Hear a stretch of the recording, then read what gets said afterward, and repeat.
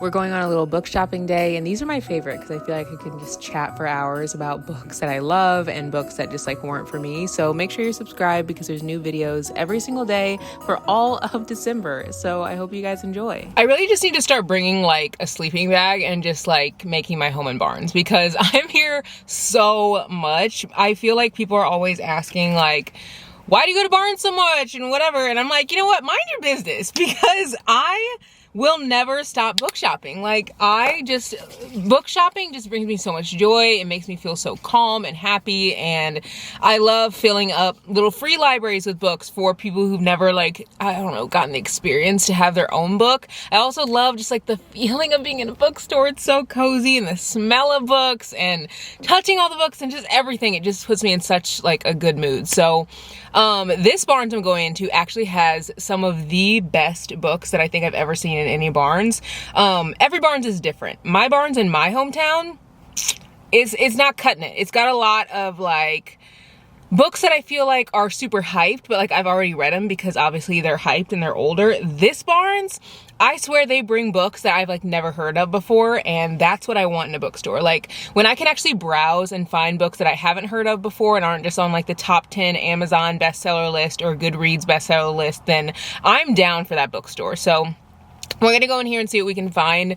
I think we're gonna have another book shopping video. I know we're gonna have another book shopping video with Alex before the end of this year. And then I think we're gonna have, and I say I think because I don't know if I'll have like enough books in my cart or not, or if I do have enough books in my cart or not, but we'll have another Amazon book haul. Don't quote me on that one, but I think that'll be towards the end of the month for one last like book haul of the year. I've been reading so much this month. I've been reading like a book a day pretty much. And maybe part of it is because Christmas books are shorter. I don't know, but I wasn't really in the Christmassy mood. And then all of a sudden I just changed into a new human and got into the Christmassy mood. I also wasn't in a thriller mood, and now I'm like really, really heavy in the thriller mood. So I kind of want to see what thrillers they have in there.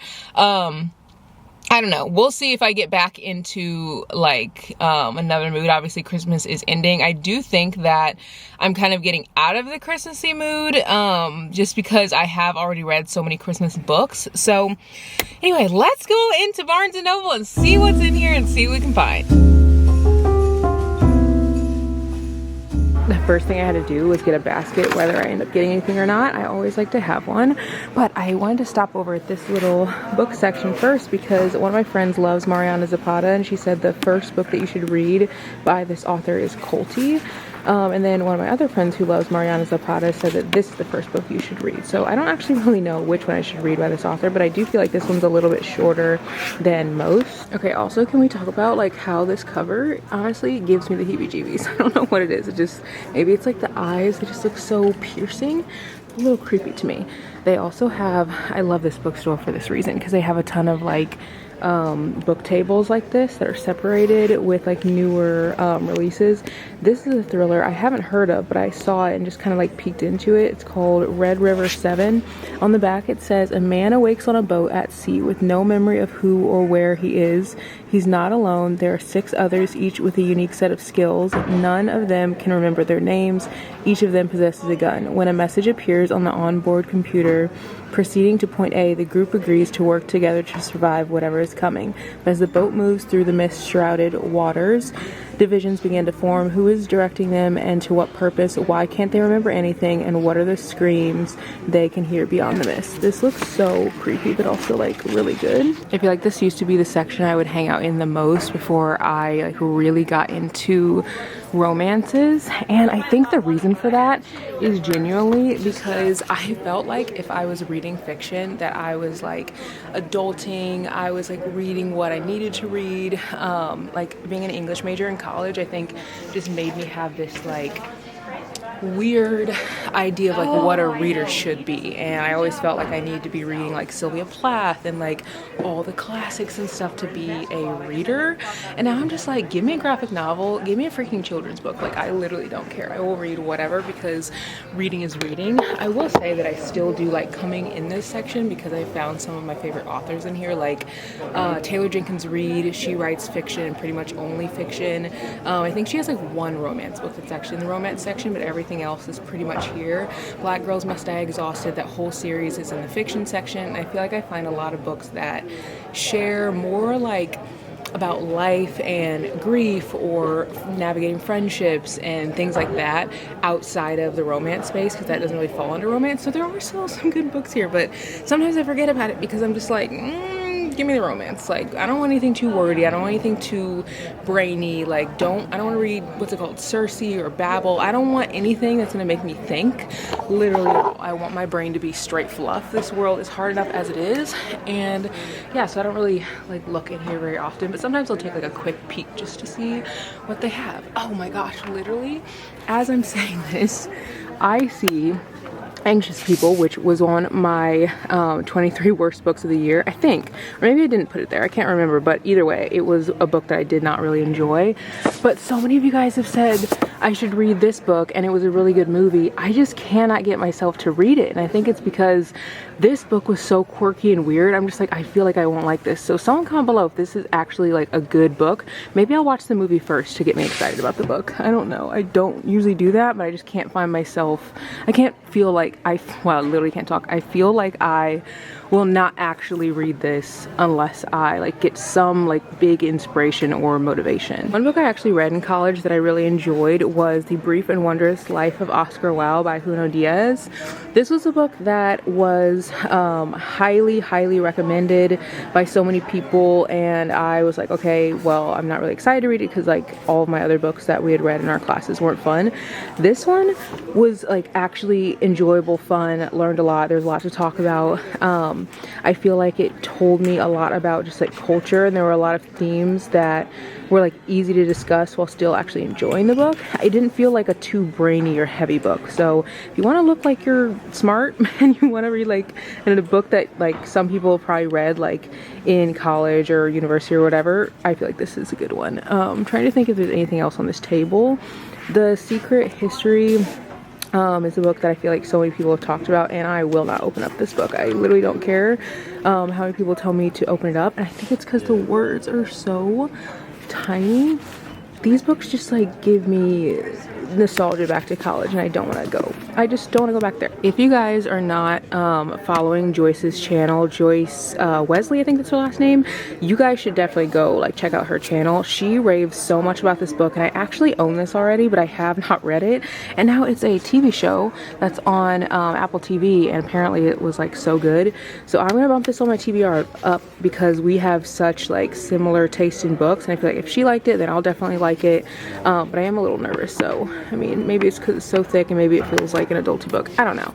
But this is what I came for. This right here is just the mecca of books. Anytime I see color, anytime I see like fluff, I'm like, okay, I'm in the right place. Also, one of you guys, the last time I was here, you're like, is Icebreaker on the shelves? And it is on the shelves now, which I think is so cool because this book was obviously like big on TikTok and everyone talked about it and stuff, and she was just an indie author, and now she's like in bookstores, which I think is like the coolest thing. It's got to be such a dream come true to see your books like actually in bookstores. And now Wildflower is here too, or Wildfire is here too.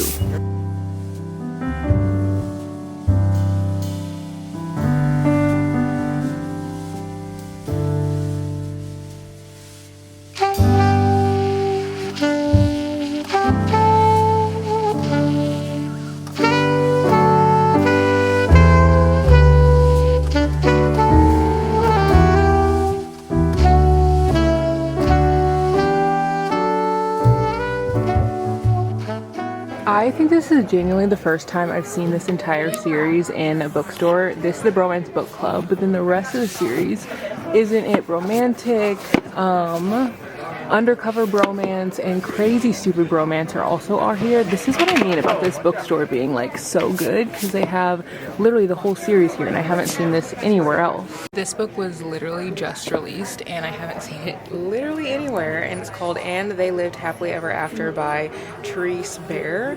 It says, in this sparkling new novel, acclaimed author delivers a delightfully magical romantic comedy about a woman literally living her dreams and conjuring a real-life hero. This Books just came out, and it's by a Black author too. Like, I love this farm. I feel like they just put the best books in here. So many of these books are books I've never seen. Like, I've never heard of Sizzle Reel by Carolyn Greenwald. Never heard of Bad Luck Bridesmaid. This barn just has some of the best books. I love just being able to look around and like see stuff that I've never seen before. And it gets me so excited about reading because I realize there's like 1,000,001 books that I have never read, and there's tons of options out there and not just the ones that like everybody's talking about. I will say there's one thing I want to do better at this year, and it is like to not drop, or next year I guess, but it's to not judge books by their cover. Like, this book is called The Book Proposal, and it says it's what writers do, and it's like people who have a book like covering their face. So I'm assuming she's like a novel or a writer or something like that, and maybe he's like a publisher. I don't know. They're just in the bookish world, and this makes me want to buy this book. I don't know anything about it. I need to stop doing that, because if I find a book that's like this, that's great, but one, that doesn't mean the book is good, and two, there's so many books that don't have the best covers but are incredible books. So I need to like stop doing that, because I'm so bad about being like, ooh, it's pink, ooh, it's yellow, ooh, it's a bright color, ooh, it's fluffy. Like, I'm gonna like it, and 9 times out of 10 I mean sometimes I'll like it, but it just really depends on whether the book is actually good or not. But I don't even give books that don't have a good cover a chance, so I need to do better at that this coming year. Not me saying I need to stop judging books by their cover, and then I literally see 2 lonely people, 1 good dog, and there's a dog in the middle and a heart, and now I just want to buy this. I don't even know what it's about. There's just a little dog on it. It looks so freaking cute. I've heard so many people say that this book is good, but I always make sure that the book passed my test that I have, and my first test for a book is to see how much dialogue is in it. So if you don't see a lot of page breaks, that means like, so this right here, that's a pretty good amount of dialogue. But if you just keep like turning the pages and there aren't a ton of page breaks, usually, not always, but usually that means there isn't a ton of dialogue in the book. And so like, I'm nervous to read this because I'm like, this is just chunks and chunks of people's thoughts or descriptions and stuff. But I've heard great things about this book. I just don't know if it's something that I want to buy, because like it doesn't really meet my like expectations of what I want in a book. But I've again heard that this series is a really good one. I do own let's see if I can put that back in there. I do own this book and this book, so maybe I'll start with those first. But then I'm kind of like, what if I start on a series that's not as good and this series is better, and then I end up just like not liking her writing. This is the Bergman Brothers series, and then this one, I don't really know what this one is. I think these are like retellings of like Shakespeare or something like that. I feel like I naturally gravitate towards these little like tables, because I always end up finding good books here. This is called Guy's Girl by Emma Knows. Says the boy who couldn't love and the girl who wouldn't. Jenny Murphy is a total guy's girl, which honestly, okay, that's giving like red flag, because like we are girls here, we support girls, love girls, but it does look really good. It says she's always found friendships with boys easier to form and keep drama free as long as, okay, actually I don't know how I feel about this, because like, you're not gonna make a whole book about being a guy's girl. And it says, as long as they don't fall for her and she doesn't fall for them. She and her best guy friends have stuck to that. But then she meets Adrian? Yeah. The only one who's ever made her crave more, and she begins to question her own rules piece by piece. They begin to fall into something intoxicating, something dangerous. Jenny, I don't know, threatens to destroy the belief Adrian's held ever since witnessing his own mother's heartbreak that love isn't worth the risk. For her, the stakes could be even higher. Letting Adrian get close could mean exposing a secret she's only long protected, her disordered eating. She isn't looking to be saved by someone, but maybe she and Adrian can help each other, and if they don't, destroy each other first. Heartfelt and evocative, Guy's Girl is a powerful story about true love, self-love, and growing up. The premise like sounds good, I mean parts of it at least, but this is on the table, and I think that this is a pretty new one. And then another new one that I actually just picked up, I showed you guys this already, is Game On by Sri Glass. I read The Love Con and I thought it was cute, so I'm excited to read this one too. Alright, I'm trusting your judgment. You guys told me that Pride and Protest by Nikki Payne is good, so because you said it's good, I'm going to get it. I really trust you guys' judgment, because I feel like if you guys are hanging out here, like we probably have similar tastes in at least some books. I also have how many books? 4 books in here, including Pride and Protest. So I'll show you guys these whenever I get back to the car if I don't end up adding more, but I haven't even looked in the thrillers yet. So the thriller's right behind me, so let's see what we can find over here. I still have not read The Housemaid's Secret, but so many of you guys have said that this one's good. I read the first one and it was good. I've just really been stuck on reading the rest of her backlist instead of like jumping to the next book in the series, but I didn't realize that this actually has a 3rd book coming out in the new year, so I'll have to read this before that comes out. Another book that's on my radar is this book right here. I actually own it and I was planning on putting it on my TBR for January, but I actually decided not to, and now I'm kind of regretting it because I don't know, I feel like all these front-facing books are always like the really good ones, or at least I don't know, most times that I picked them up they have been. So maybe I'll actually add this into what I'm going to read for January because it just looks like a really good one. I don't know what it is, but just like looking at thrillers like front facing, none of them call to me the way that like romances do. Like I feel like whenever I see the cover romance I immediately want it, but when I see the cover of a thriller I don't immediately want it, which is interesting. I feel like with thrillers I need to have like someone tell me the good books to read versus just like grab one off the shelf, because none of these are looking interesting to me literally at all. But I'm sure that there are tons of good books here. I'm just not like, I don't know, drawn to anything.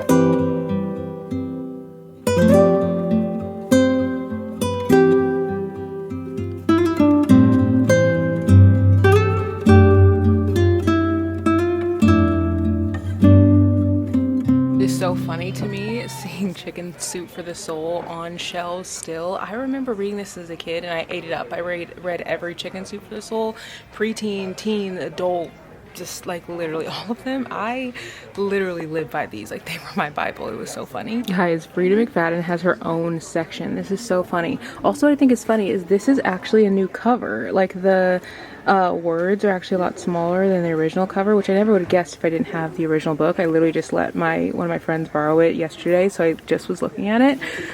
But she has her own section and I love this for her. It also has a ton of little like blurbs from other people who've read her books. You guys know she's like one of my favorite thriller authors, but I need to read this one still and I need to read The Locked Door, but I've read both of these and these were so incredible.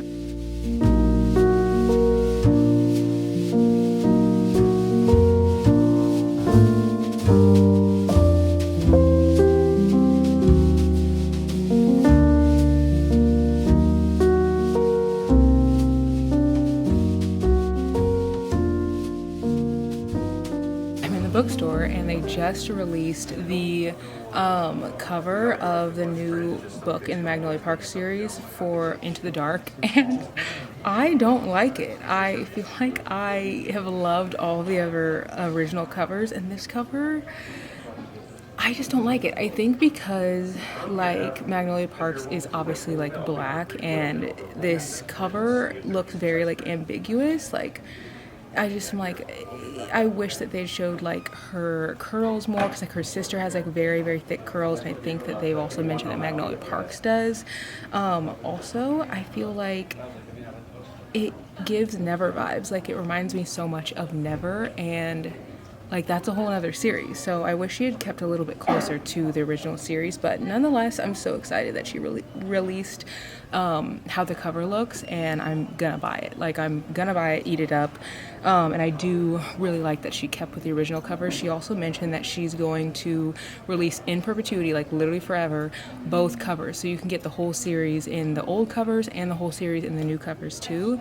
So yeah, anyway, excited about that. It comes out like February 14th, I think, like Valentine's Day or maybe the day before. I know it comes out on BJ's birthday, but I forget. It's February something.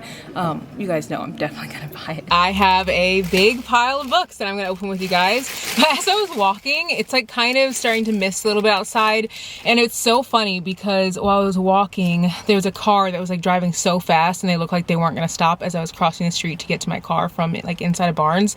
And it was so funny because there was this like white guy who's in a suit, and he was like older, very established, and he like confidently kept walking forward, and this car is speeding through the parking lot, and I'm like, okay, so I just like stopped because, you know, I just wanted to make sure that like it's not going to run me over. This man is confident. Like, he is confident that he's not going to be run over. And of course the car stops because like, you really going to run people over? No. But like me, I'm being like, oh, like, sorry, like, thank you, like, thanks for letting me walk through. Like, I pray that we all in 2024 have the confidence of a white man in a suit, because this man knew that no one was running him over. And obviously, like, he didn't even flinch. This car speeding through the parking lot, didn't even flinch. Whenever he parked, like, or not parked, but whenever he stopped the car, it kind of like jerked because like it, you know, he braked that hard. This man kept walking straight in. He saw the car. It was just so funny. I was just like, you are so confident. Like, I need that confidence. So that's what I'm praying for myself to have in the new year, the confidence to just like be like, no, I am that girl. Like, you will not run me over. I will not be like, oh, excuse me, sorry, can I walk through? Like, I'm the pedestrian, I have the right of way. Anyway, I got a ton of books, so let me take all of these out. I ended up getting 6 books, and I'm really excited that I got this many because these are all books that I feel like I really am gonna want to read. One of the books is actually a Christmas gift. I ended up getting this Valentino book. It says Little Book of Valentino. I actually picked it up on the way out of the store. It says the story of the iconic fashion house. And there's tons of pictures in here that are, I just think, literally so iconic. And one of my friends is like really into fashion, so I just figured that she would love this. So I'm going to put it with her Christmas gift. I also got her some other things that are like 2 designer items that I think she would really like. I got them on sale, which was really nice. But yeah, so I ended up getting that. And then I picked up Pride and Protest, which I showed you guys. This book says a woman goes head to head with the CEO of a corporation, threatening to destroy her neighborhood in this fresh and modern retelling of Pride and Prejudice by Nikki Payne. She's a debut author. Honestly, the reason that I got this book is 1, because of you guys, but 2, a second book actually comes out, I think like this coming summer. And I feel like if it comes out, like, I'm gonna want to read it. And so I need to read this first. It just looks really good. It says Liza B, the only DJ who gives a jam, wants to take her neighborhood back from the soulless property developer, dropping unaffordable condos on every street corner in DC, but her planned protest at a corporate event takes a turn after she mistakes the smoldering hot CEO for a waiter. When they go toe-to-toe, the sparks fly, but their impossible to ignore family thwarts her every move. Liza wants Dorsey Fitzgerald out of her hood, but she'll settle for getting him out of her head. At first, Dorsey writes off Eliza Bennett as more interested in performing outrage than acting on it. As the adopted Filipino son of a wealthy white family, he's always felt a little bit out of place and knows a fraud when he sees one. But when Liza's protest results in a viral meme, their lives are turned upside down, and Dorsey comes to realize this irresistible revolutionary is the most real woman he's ever met. This looks good. I love a romance with like a side plot of like something else going on that like kind of adds tension. I also ended up getting Guys Girl because, so I need to stop doing this because I actually was thinking like, I just was like, I don't know if I'm going to like this. And I picked it up and I read the first part of the page. I'm just going to read this to you. Well, I'm not going to read this part. This is like a little Dear Reader section from the author. And she pretty much was like, the first sentence said, I had to hit rock bottom before I could bring Guys Girl into the world. Then she talks about a devastating breakup and how she was lost in her disease and all the things she struggled with. There is a lot of like disordered eating in this book. And so she talks about that. And the first page, this is what made me, I was going to do this, but I'm like, someone's going to be triggered. But in the first page, it says, is it Ginny or Ginny? Ginny? Okay, we're just going to say Ginny. Ginny, I think it's Ginny because the show Ginny and Georgia is like Ginny and Georgia, it's not Guinea and Georgia, you know? So we're going to say Ginny. Ginny isn't sure which came first, the bad habit or the boy. They showed up at almost the exactly the same time, like 2 trains pulling into one station from opposite directions. And when they left, it took much longer for one to go to the other. On the surface, the two seem completely disconnected. One, a human being, the other, a human deficit? defect. Wow, literally, reading is fundamental. But at their core, they're both powered by the same thing, false versions of love. One, the wrong way to love another, and the other, the wrong way to love yourself. She didn't mean to become bulimic. Does anyone go out looking for mental illness? Well, she didn't in any case. It just kind of happened, just the way things did with Finch. Piece by piece, she fell into something intoxicating, something dangerous, and by the time she realized what was happening, it was already too late. And then it goes into like his little section. Before part 1, this is just like literally the first 2 pages. Adrian remembers the exact moment he decided not to fall in love. He was 11. His mother hadn't stopped crying in a week. He didn't quite understand what had happened with her and Scott. In fact, it would be years before he grasped the full breadth of his stepfather's betrayal. He climbed the rickety stairs of their new home in Indianapolis, one half of a duplex they shared with a cloudy-eyed couple who had strange pockmarks all over their face. A bowl of porridge balanced in one hand, a mug of coffee in the other. His mother wouldn't eat, but he still had to try. He nudged open her bedroom door. Inside, she was curled up with her head on the pillow. Even half-conscious, she looked miserable. Wrinkled forehead, puffy eyelids, lips moving slowly as if in prayer. He set the bowl and mug down on the bedside table. I don't want it, he thought. I don't want it, and I never will. And that's it. That is the first like little part of this book before you get to part 1, and that is what drew me into this book, because the writing feels very lyrical, and I love books that are so descriptive that it, like, I can almost imagine like the feeling, like when it says that she was half-conscious, she looked miserable, wrinkled forehead, puffy eyelids, lips moving silently as if in prayer. I can literally visualize that, and I love books where I feel like I can visualize moments, especially hard moments. So I ended up looking on Goodreads to see the ratings for this book. 4 stars. So there aren't a ton of ratings, but like that's a good rating for a new book. I think there's like 700 reviews or ratings or something. So I ended up getting it, but I need to stop looking on Goodreads because I already was feeling like I wanted to get it after I read the first part. And then I saw Goodreads. I was like, oh yeah, like Goodreads rating is great. I'm going to get it. But like, what if the Goodreads rating had been bad? You know, I should still get it. So I ended up getting that. Then I picked up Paper Princess, and this is actually interesting because I've never heard of this book before, but it says, from strip clubs and truck stops to southern coastal mansions and prep schools, one girl tries to stay true to herself. These royals will ruin you.